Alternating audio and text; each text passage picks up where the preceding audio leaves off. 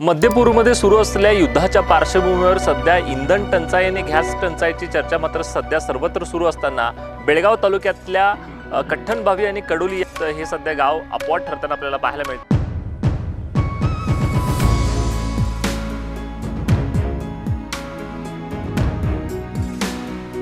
एकंदरच या संपूर्ण गावात 85% गोबर गॅसचा उपयोग केला जातोय।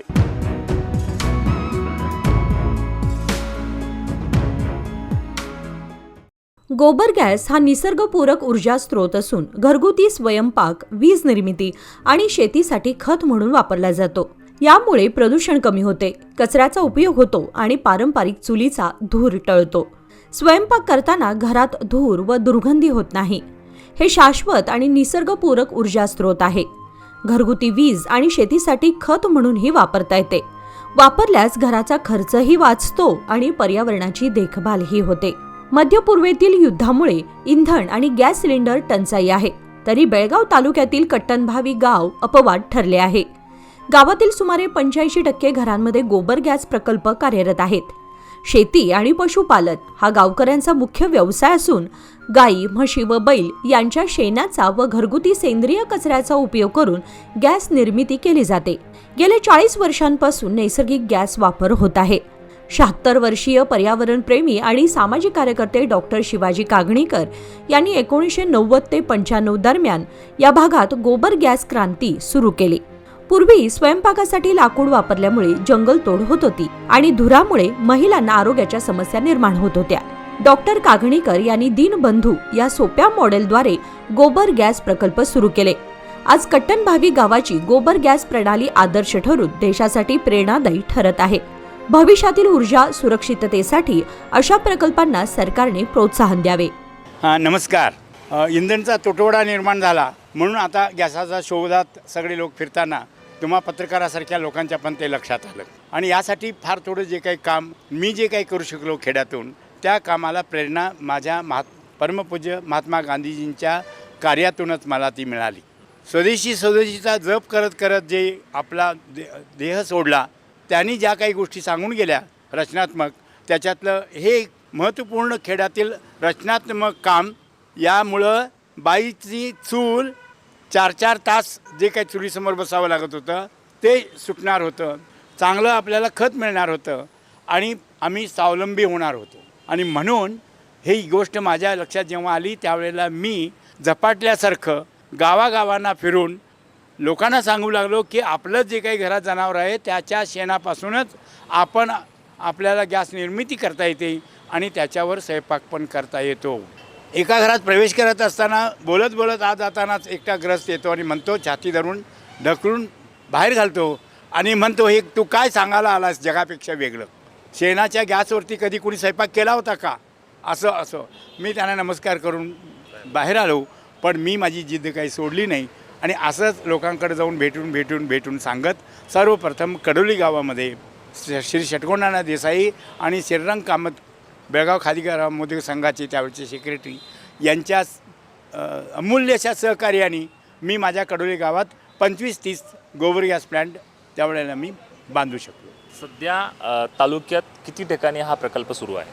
मी बेळगाव जिल्हा खादी ग्रामोद्योग संघात असताना गोबर गॅस प्लांटची माहिती नाशिकला त्र्यंबकेश्वर येथील KVIC कमिशन संस्थेत जाऊन शिकून आलो आणि नंतर मग मी पहिल्यांदा बेळगावच्या जवळपास असणाऱ्या खेड्यातून कडोली, केदनूर, बंबरगा या गावातून मी सुरुवात केली आणि त्यानंतर गोबर गॅस प्लांटला खर्च फार येतो कारण ती लोखंडी टाकी होती, तर कमीत कमी खर्चात तोपर्यंत दीनबंधू बायोगॅस ज्याला म्हणतात ते आलं होतं, ते पण शिकून आलो आणि मी प्रत्येकाच्या घरी हा गोबर गॅस प्लांट यावा असं मी ठरवून प्रत्येकाकडे जाऊन मी त्यांना प्रेरित केलं आणि प्लांट त्यांचा उत्तमरित्या बांधून दिला।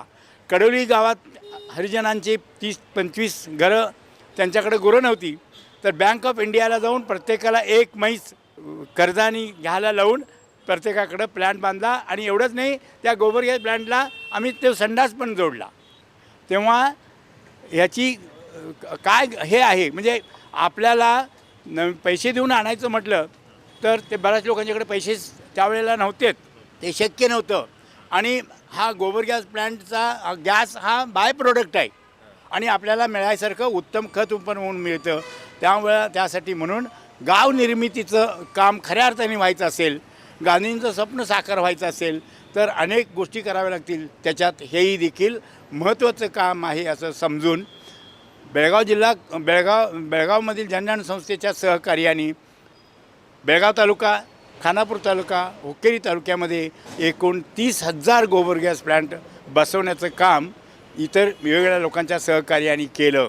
आणि मला सांगायला आनंद वाटतो 1995 आणि 1996 वर्षी भारतात बेळगाव जिल्ह्याचा पहिला नंबर आला. नक्कीच. याला जोडून दुसरा एक प्रश्न घेतोय.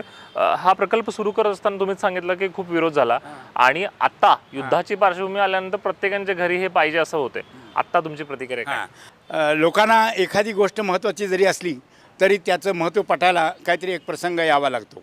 आणि आत्ता जेवढे काही गोबर गॅस प्लॅन्ट झाले ते तेवढ्यानी आपलं काही पुरणार नाही आहे. अख्खं देशभर आपल्याला ते सगळे व्हायला पाहिजेत. आणि या आत्ता जो काही प्रसंग निर्माण झाला आहे आणि तो म्हणजे आता लोक असं म्हणत आहेत की तुमच्याकडे मुलगी द्यायची असेल खेड्यात तर तुमच्याकडे गोबर गॅस प्लॅन्ट असला तर आम्ही आमच्या मुलीला देणार, कारण आमची मुलगी चुलीवर स्वयंपाक करू शकत नाही. असं एकूण परिस्थिती निर्माण झालेल्या पार्श्वभूमीवरती आणखी एकूण जागतिक जे काही युद्ध निर्माण होऊन जी टंचाई निर्माण झाली आहे गॅसची किंवा पेट्रोलची, त्या संदर्भात तर याचं महत्त्व फार आहे. सरकारकडून काय अपेक्षा आहे तुम्हाला या प्रकल्पाला प्रोत्साहन देण्यासाठी? तर सरकारकडून खूप अपेक्षा आहेत आणि या बाबतीत तर सरकारने प्राधान्याने करायला पाहिजेत, कारण याच्यामध्ये काही फार पैसे इन्व्हेस्टमेंट करावे लागणार नाही आहेत. ओके. तुम्ही आत्ता आमच्या माध्यमातून इतर नागरिकांना, बेळगावकरांना काय सांगू इच्छिता? पत्रकारांनी पुढाकार घेऊन याच्याबद्दल आणखीन जास्त जागृती आणण्याचं काम जे काय करतायत त्याचं कौतुक करावं तेवढं कमीच आहे.